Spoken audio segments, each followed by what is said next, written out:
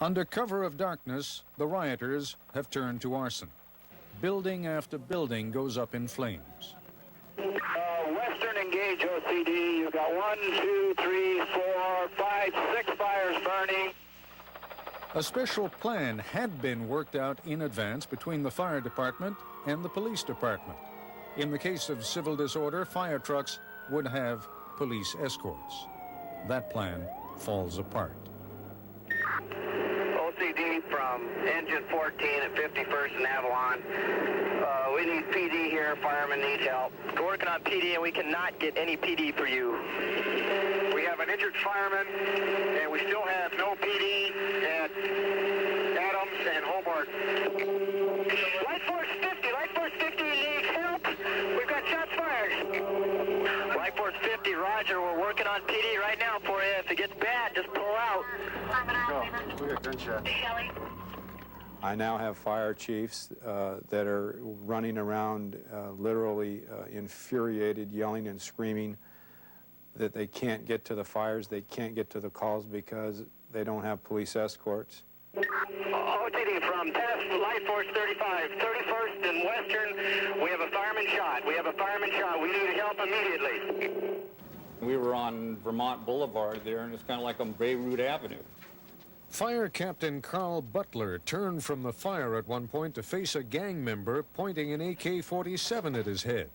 He's a madman. This is his night. I remember his eyes. I remember the muzzle of the assault rifle that he had. I kept expecting that gun to go off. It was, if he killed me, he was going to kill my crew. Having gone in without a police escort, they decided to abandon their truck. We went into a Latino household and kind of forced our way in, but anyway, we barricaded ourselves in there for about 45 minutes until the SWAT team came and rescued us. What surprises many is how the zone of fire and destruction spreads throughout Los Angeles, to Hollywood and other more affluent areas. So now you have a situation where you don't have a singular flashpoint, you have multiple flashpoints that are occurring all over, and they're occurring almost simultaneously. Communication, any kind of communication, is at a premium that night. It is almost impossible to get through to any law enforcement agency. The 911 emergency phone lines are clogged to the point of paralysis. Communications was horrible that night. You couldn't call your next door neighbor. It was very difficult to get through to 911 or any other agency. The dominoes are starting to fall. Lack of communication at the top, clogged communication throughout the system. Street violence, looting, arson. Finally, at 10 p.m., top city officials are brought together on a conference call, initiated by the governor, Pete Wilson. He, Mayor Bradley, Los Angeles County Sheriff Sherman Block, and Chief Gates, among others, review the need for sending in the National Guard. It is the governor's recollection that the law enforcement representatives on the call, Chief Gates and Sherman Block, initially expressed some skepticism about the need for the National Guard. By the end of the call, as Mayor Bradley remembers it, that skepticism had been resolved. When the governor asked, how many troops do you need? I said 2,000. The chief was silent. He didn't say anything. Around 11 p.m., 8 hours after the verdict, some sort of unified response becomes discernible. We believe that the situation is now simmering down, pretty much under control, and the governor has assisted us with a declaration of emergency so that in the event further assistance is needed, it will be able to respond very quickly. We have made available some 2,000 National Guardsmen. They are on standby, prepared to move. At 12:15, Mayor Bradley signs an order putting the city under curfew. The National Guard is dispatched to Los Angeles, but they will not be deployed on the streets until Thursday afternoon. Looters are now being arrested. Throughout the early hours of the riot, police had been inhibited about arresting suspects. No transportation, no place to process them, no place to keep them. That's changing. And Chief Gates is on the street again. He is guardedly optimistic Even that, it turns out, is premature. We're, I think, slowly getting in control. As you can see, we're out in force, and the officers are beginning to make arrests more and more, and I think we will begin to impress upon the people in this area that we mean business, that this has got to stop, and so I believe that we'll bring it under control in not too distant future. It was real simple. White folk, we tired of this. We ain't taking it no more. It ain't over till we say it's over. The man is right. It's not over. Not by a long shot.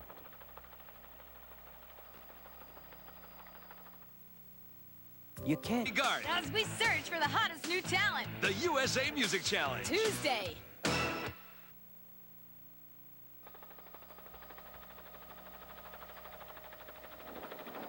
Good morning, everyone. After a night of incredible devastation and destruction and loss of life, Los Angeles is trying to figure out what happened overnight in the wake of the Rodney King beating verdicts. Thursday morning, Los Angeles wakes up to find that it's not over. Police are out in force at Florence and Normandy, but violence has moved beyond the epicenter of the riot.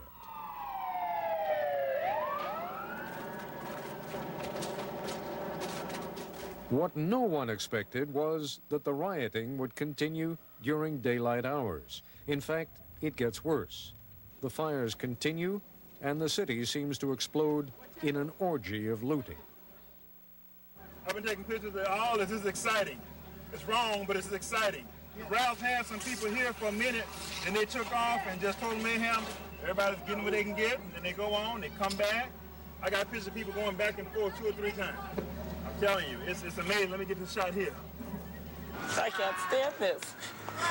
To see our community go down like this. I've tried to educate myself and educate my children so that they would not have to live and go through this. And then I have to look at this and then watch these people teach their children to go into stores and take things and steal. I'm ashamed of my own people. The police are reduced, for the most part, to standing by and watching. They knew we weren't shooting them. They knew we weren't arresting them because they didn't see anyone going to jail. So they just ran at will, at free will, doing what they wanted to do. We were temporary inconvenience and nothing more. We did not have the resources. We did not have the transportation. We did not have the personnel to arrest hundreds, and I mean hundreds, of violators. And I'm talking about men, women, and children. I'm not talking about black, Hispanic. I'm talking about criminals that make up black, Hispanic, white, and everything else under the sun. Most of the 2,000 National Guardsmen are deployed at armories throughout Los Angeles by the wee hours of Thursday morning. But with all the looting and arson that's sweeping the city, there's not a guardsman to be seen on the streets. Hundreds upon hundreds of Korean-owned businesses are first looted, then torched. Among the most memorable pictures of the day, 2 Korean businessmen doing for themselves what neither police nor National Guard are on hand to do.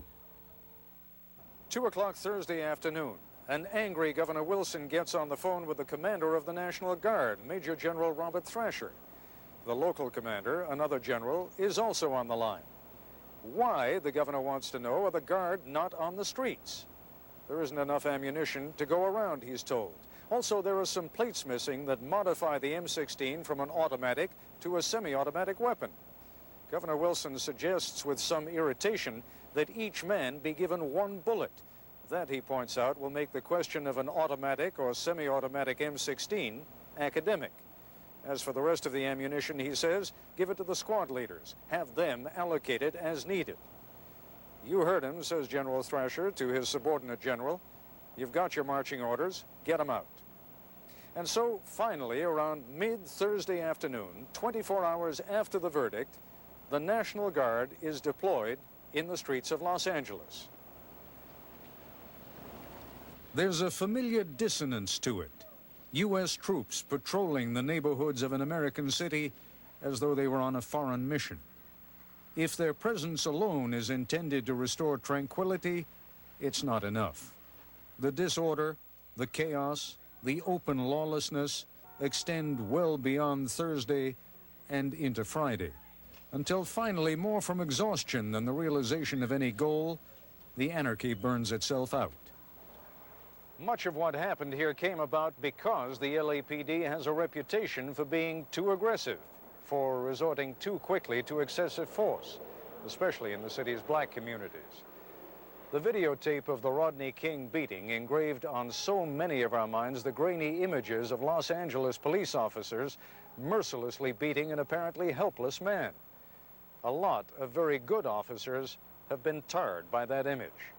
One can't help but conclude that much of the Los Angeles Police Department has become shell-shocked over the past year, and that on the day of the verdicts, if anything, they were gun-shy. It explains in one sense the ultimate irony, the LAPD being held to account for being too timid in trying to control a civil disturbance. There is, as we noted at the beginning of this program, blame enough to go around, although the police chief and the mayor, consumed by their rivalry and their distaste for one another, deserve special recognition. The Los Angeles riots of 1992 exposed as much as anything a lack of leadership. Not simply the leadership to contain the violence or to put down the riots, but a leadership that has inadequately addressed the deep-seated problems that confront this city and that exploded on the streets of Los Angeles. It remains only to be noted that the cost of the Los Angeles riots was terribly high. 60 dead now, 2,383 injured, 25,000 jobs temporarily lost, $735 million in damage. And worst of all, no reason to believe that it couldn't happen again. And finally, a program note. A little later, I'll be joined live on Nightline by Daryl Gates, the Los Angeles Chief of Police. That's our report for tonight. I'm Ted Koppel in Los Angeles. For all of us here at ABC News, good night.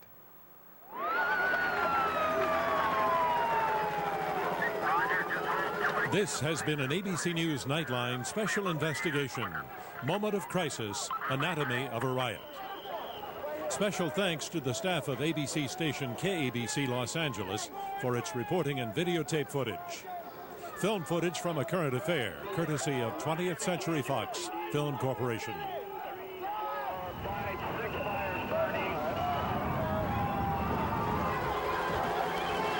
If you wish a video cassette version of tonight's program, the cost is $19.98 plus $3.95 shipping and handling. If you wish a printed transcript, please send $5 to Journal Graphics, 1535 Grant Street, Denver, Colorado, 80203. Or call 303-831-9000.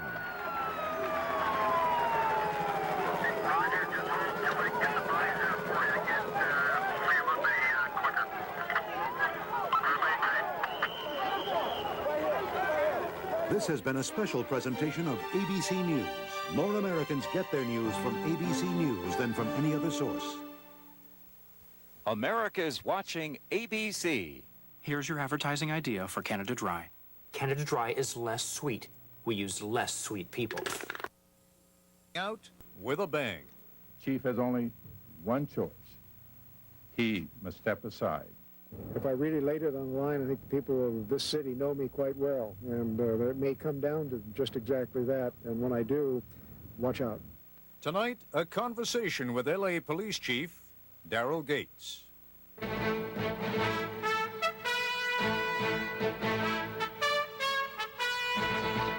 This is ABC News Nightline.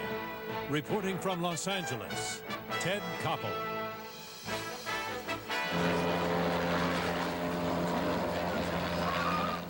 First, there was the arrest and the beating, then the tape. Then the outrage, then the trial, and the verdict. Find the defendant, Stacy C. Kuhn, not guilty. Theodore J. Brasino, not guilty. And more outrage, even some limited civil unrest.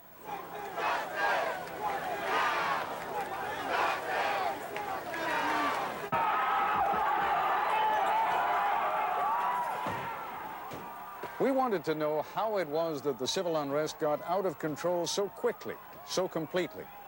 If you watched our primetime broadcast earlier this evening, you already know our conclusion that there was plenty of blame to go around.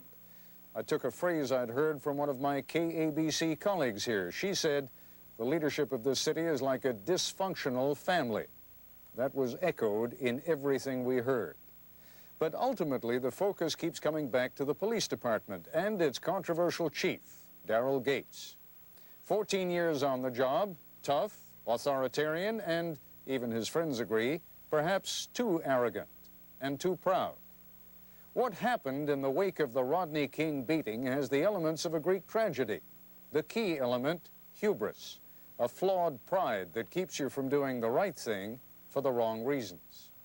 People have been trying to get Chief Gates to resign for years, but in the wake of the Rodney King beating, the pressures became almost irresistible. But Daryl Gates is a man who's damned if he'll quit under fire. Now, finally, the chief says he'll leave next month. But for the last 14 months, the LAPD, from the top commanders to the officers on the beat, have been under such scrutiny as to produce a form of semi-paralysis. You know, if we go in and just take the streets back, and then it's police brutality. If we just sit back and wait, then it's the police didn't do anything. I simply think that we would have been in a much better position to respond to the questions that are being posed if, in fact, the chief of police had done a better job of organizing his department to do what a police department is expected to do. You have certain officials like a city councilman, Mark Ridley Thomas, who condemns the chief of police and says the chief of police is inciting when the chief of police publicly comes out and says, I'm going to have $1 million set aside in the event there's unrest after the Rodney King verdict comes in. If the chief doesn't take action, he's condemned. If the chief takes action, he's condemned. The flashpoint for the riots a month ago was at the intersection of Florence and Normandy Avenues, where police were withdrawn in the face of a large, angry crowd and failed to return for several hours. The only thing that I am saying where we failed was at Florence and Normandy, that response, and we believe that a lieutenant made a wrong decision. The chief wants to blame someone else. He's the chief. He gets paid the big bucks. I made the little decisions out there, but I can stand by my decisions and I can accept full responsibility for those, and I do. Chief Gates is our guest tonight, and he joins me live here in our Los Angeles bureau. Chief Gates, let's see if we can begin on a note of agreement. You agree that there's a dysfunctional family, official family here in Los Angeles? Well, I think there are, through the past year, there have been some unhappiness on the part of some of us. I think you've shown some of that. I've not been happy with the mayor. He hasn't been happy with me, but that hasn't been just this past year. It's been for a long period of time. I don't think that's hampered anything. In spite of how much I disagree with the mayor, I think we have put together over the years a disaster plan in this city that's unparalleled anywhere in the United States. The mayor's been part of that. I've been part of that. We have a plan, even though your program shows we don't have a plan, or you continue to state we don't have a plan. I brought the plan, if you'd like to read it. You didn't choose to show it to your listeners during your special. Go ahead and show it and tell me what's in it. That's obviously a very large plan. Yes, it is. And let me just ask you before you flaunt all these pages in front of me here, Chief. Is that the plan for the day the verdict came down on the Rodney King trial? See, the beating of Rodney King. Is that what that plan One of the problems with people like you, Ted, is you don't know enough about what we do in dealing with unusual occurrences, disasters, to make any kinds of judgment. And it would be good if you'd send people out that had some ability to take a look at what we do and how we handle these things and how how the plan intermeshes with whatever the problem might be. You know, we'd have an earthquake tomorrow, and we have a plan that is so well put together that it meshes so that you know exactly what to do. And we had put into place that plan right from the very beginning. We had trained our people up on this plan. We have bulletin after bulletin to show you that, but you didn't even Chief, take the time to look at I'm this. taking, you went out and I'm interviewed taking a few people. The one individual you did interview, excuse me, you invited me in. Just give me I a did chance indeed, to Chief, answer. but we're still going to have to go according to we're going to have to go according to a commercial schedule that we've got here. Otherwise, we'll be out of time before we ever get started. Pay for the program. You got it. But you just did me in for an hour in prime time. No, no. We didn't do you in for an hour, Chief. You a lot interviewed of your police officers. No, a lot of your police officers and a lot of other people Ted, in this city. Ted, well, it's your program. You come in here. You come in here waving Ted, an inch thick piece of paper. Ted, please, let me just finish my statement. Chief Gates, I'll tell you what. I promise I'll let you come right back to your statement and the plan. Just let us take a quick break, and then we'll come right back. Let's pay for the program. We'll be back with Chief Gates in just a moment. This is ABC News Nightline, brought to you by Allstate. And we're back once again with Los Angeles Police Chief Daryl Gates. I interrupted you for a commercial. Please keep going. Okay, Ted, what I wanted to say is that this is just an example of the plan. It has a riot control, and I brought that particular part of it. It's a plan that is a standing plan. It's a plan that allows us to move into any kind of emergency, whatever it might be. We're an emergency organization. We may have a disaster of any kind here, a flood, fire, major fire, earthquake, and or a civil disturbance or riot. The plan in the initial stages allows us to call up people, calls up equipment, and put into effect the plan for whatever the unusual occurrence is. If it's a riot, earthquake, fire, whatever it happens to be. We went over that. I've got memo after memo to show what we had done. You interviewed some people from 77th that said that they didn't hear the plan. Right. Obviously they didn't. The lieutenant who withdrew his people and did not send them back in when he was supposed to, obviously didn't train his man. That's his responsibility. Chief, let me ask you a very simple question. One of the young officers there raised in the context of that program what I thought was an extremely sensible, and you're right, I'm not a specialist, but it struck me as an extremely sensible question. Why wasn't there a plan to protect the economic heart of the division, he said, and to make sure that people wouldn't be able to raid sporting goods stores and get all those weapons? And I've heard, if I may just add one more thing, that what, 1,000 or 2,000 weapons were stolen on those first couple of nights? And it's very interesting because early on we sent out a list of all the gun stores, all the pawn shops that might have guns. That list went to every single area. It was supposed to be distributed by the lieutenant. He was supposed to sit down with his people and point out. This one lieutenant is responsible for all those every lieutenant. Every lieutenant. So can we assume that those 2,000 weapons were not all stolen in the one area of responsibility of Lieutenant Mike Moulin? No. That maybe some other weapons were stolen elsewhere? My point is with Mike Moulin, first of all, the only reason he came up in the first place was the question was raised, why did we not respond to that one particular intersection? And so I looked into it, and I examined the fact that the lieutenant had withdrawn the forces from 77th Street Division, where that intersection is, and had not redeployed them. And so I simply said this was a mistake. He should have redeployed them. I also said that his captain and his commander should have corrected that mistake, should have sent them in. Would it be unfair at this point to say, should the commander of all commanders, the chief of police, been offered a fundraiser during precisely that period? And you know, Ted, that's another thing. It's very irritating. Sure, it's irritating. I have never said at any time, I've said on national television over and over again, the answer is no, I should not have been there.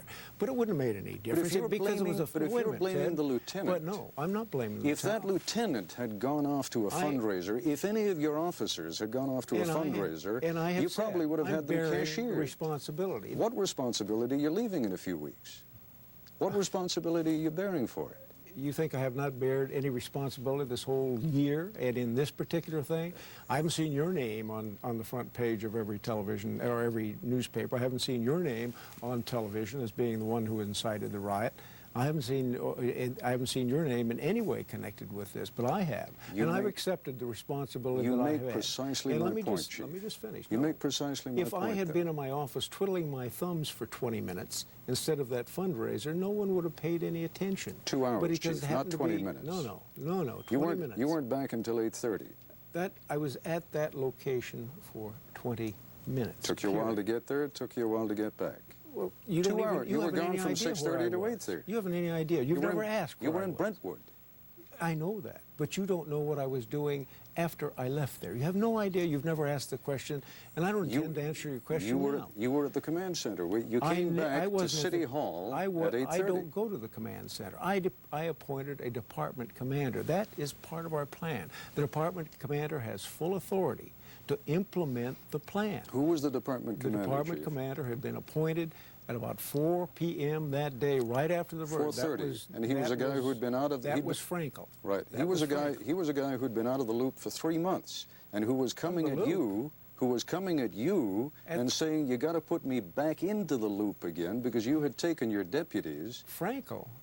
Out of the loop. No. Frankel. Not Frankel. No. But there was another commander. Frankel was. There was another commander, another deputy. Ted. You're right. There was another deputy. The department commander is the one Deputy that Hunt. runs. No. That department commander runs the operation for the city. He's the one that goes in the EOC. And he was appointed right after the verdict. He and I sat down. We talked about our deployment. We talked about what we were going to do. I gave him instructions and what he was supposed to do. We talked about the plan. We talked about the kinds of things we were going to do. We opened up the EOC. We established the field command posts, and the one you're talking about is Deputy Chief Hunt. I talked to Hunt. I gave him command of that entire South Bureau at 4:30. Right. That's right. What's wrong with that? Having taken him out of the loop. He's a deputy chief. Having taken him out of the loop 3 months earlier. What difference does it make? He's a deputy chief. You step in. Chief, this is an emergency. Forgive me. We got to take another break. Got to pay for the program. We'll be right back. Back in a moment.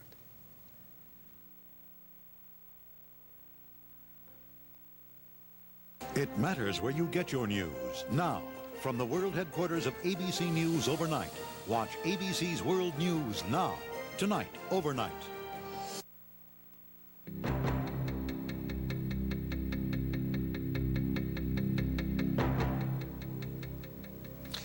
Chief Gates, as we noted at the beginning of this program, you're a tough and you're a proud man. And I get an impression, which I rather suspect you might even agree with in a quiet moment, that if you hadn't been under such fire, you probably would have stepped down earlier because you realized that in this town, at this time, with this mayor, with this police commission, there is just so much irritation that it wasn't good for the city. Well, I'm not sure what was good for the city. I know it was important in my mind to stay. There's no way in the world I'm going to run from trouble. People say I should accept the responsibility. I did. I stayed and accepted the responsibility. It would have been very easy to walk away and retire. That would not have served the department well. The department wanted me to stay. The men and women wanted me to stay. They needed leadership. They've been pummeled over and over again. And, you know, I think, Ted, you know, I had to laugh that it was a conversation with Chief Gates. It's hardly been a conversation thus far. There's so many profound things that we ought to be talking about. Whether I was at a fundraiser or not really has not much to do with anything. The city burned up. There are people, Chief, who are going to disagree with you. Well, you know that. Of course, you are. And if you want to get back into it, I will. I was never out of communications. Let's get back into it then, if you think that's so important. I was never out of communications. At one particular time, I gave orders on the way there. I gave orders on the way back. I don't spend my time in an office like some people do. I don't spend my time in the command post like some people do. You saw me on the street. Even your special showed me on the street. That's how I find out what's going on. That's where I was for 36 hours straight, on the street, finding out what was happening, supporting my people, showing them that I would be out on the street with them. You don't show that at all. You don't give me any credit. You just for said that. we showed it. Well, we showed you on the street twice, as a matter of fact. Twice, but you didn't say I was out there for 36 hours. The big thing that you pointed out was that I was at a fundraiser for 20 minutes. No, Chief, the big thing that I pointed out was that up until 9 o'clock, up until 6 hours after the verdict, you and the mayor hadn't communicated, and it fell to the governor of California to finally get you and the mayor and the sheriff in the same room at the same time. Nonsense. That is absolute total nonsense. When did you communicate with the mayor before that? I didn't have to. The mayor has his role. I have my role. I could have sat around and waited for him and talked to him. I was up in the helicopter. Would you at least concede that the question of whether to get the National Guard and how quickly to get the National Guard out there is something that the chief of police should be consulted about? The chief of police had already set up the liaison with the National Guard. We have a boilerplate declaration of emergency. The mayor signs it, calls the governor, asks for the National Guard. It's that simple. You know what the National Guard told us, Chief? They said that when they communicated with you, there was a request for equipment, but that you indicated to the National Guard you didn't think you were going to need their help after the verdict. And that's why they're saying they got off to a cold start. That is absolutely false. I didn't call the National Guard. My people called the National Guard early on as established liaison. And we said, be ready because we may need you. And they said, we will be ready. Just make the call to the governor. The mayor has the call. He called the governor. That's his responsibility. And he did that. It's the governor's recollection, Chief, and I spoke to the governor.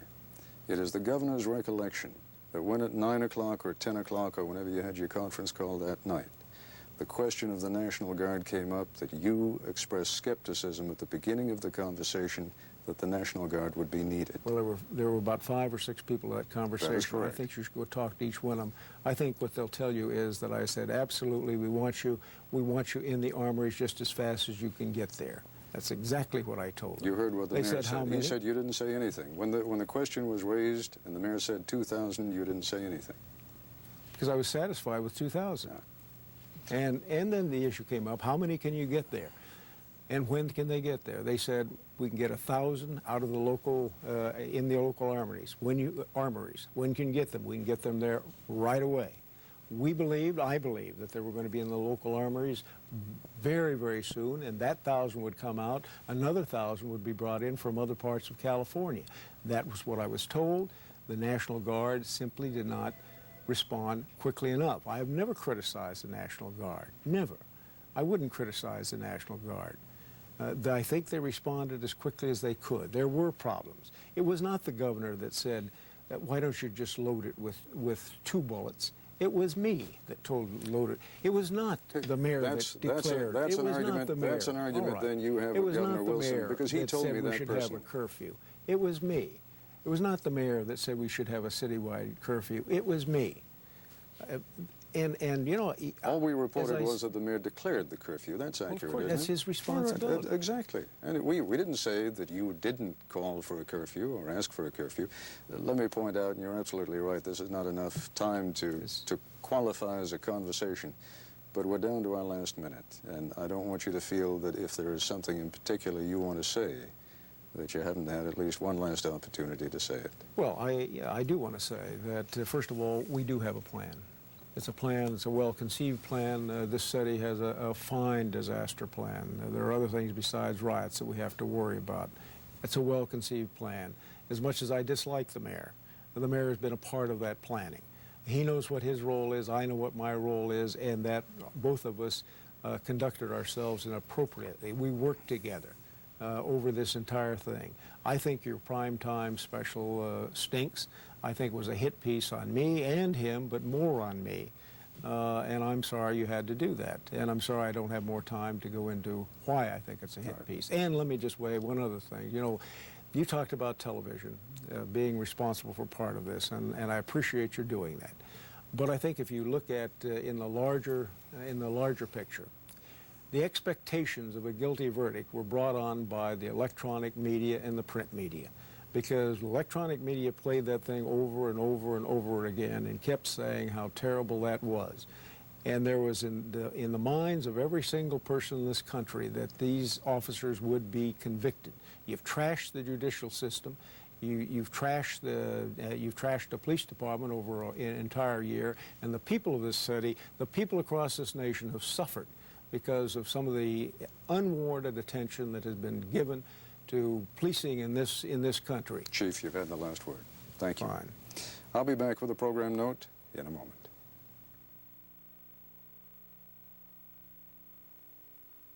There's never been a better time to tackle those big painting jobs. Because right now, Sears Easy Living Satin Finish Interior Paint is on sale. Only $13.99. Save $3 a gallon. And Easy Living means one coat coverage you can count on. Only at Sears. Oh, what people do to clean tough stains under the rim. Because for some bowl cleaners, that's a real stretch. Try a different angle. The angle neck of Lysol Toilet Bowl Cleaner. It easily goes under the rim and wipes out stains and germs. Don't get bent out of shape. Get Lysol Toilet Bowl Cleaner, the heavyweight with a powerful angle on cleaning. Wasted time. Not enough time. Unemployment. You never needed it more. 1,000 milligrams of strong pain relief for today's headaches.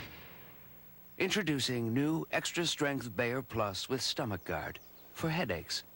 Now there's no pain you can't bear.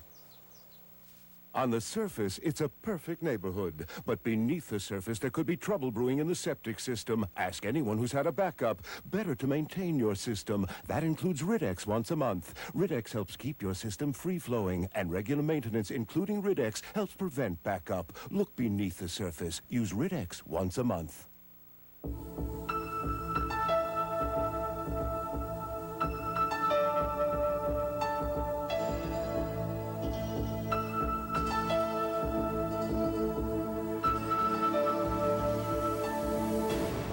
Standing still, it still moves you.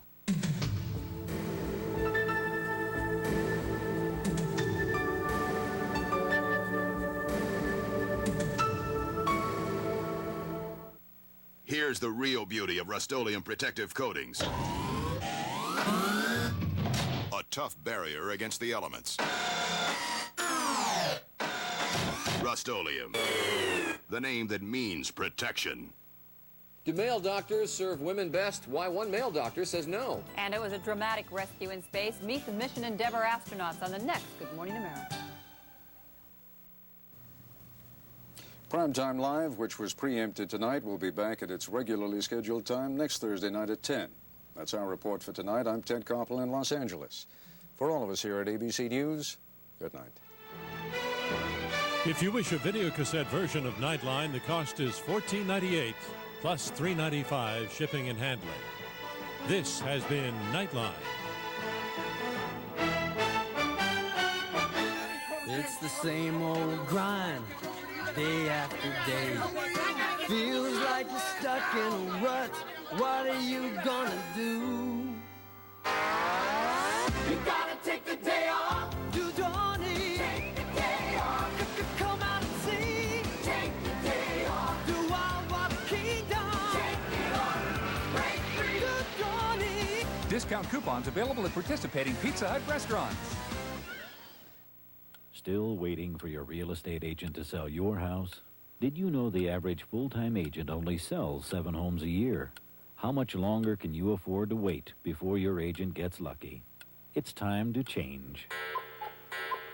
Experienced RE/MAX associates average 3 times as many transactions as other full-time real estate agents, and that's good news for you. Call RE/MAX. Good news, RE/MAX.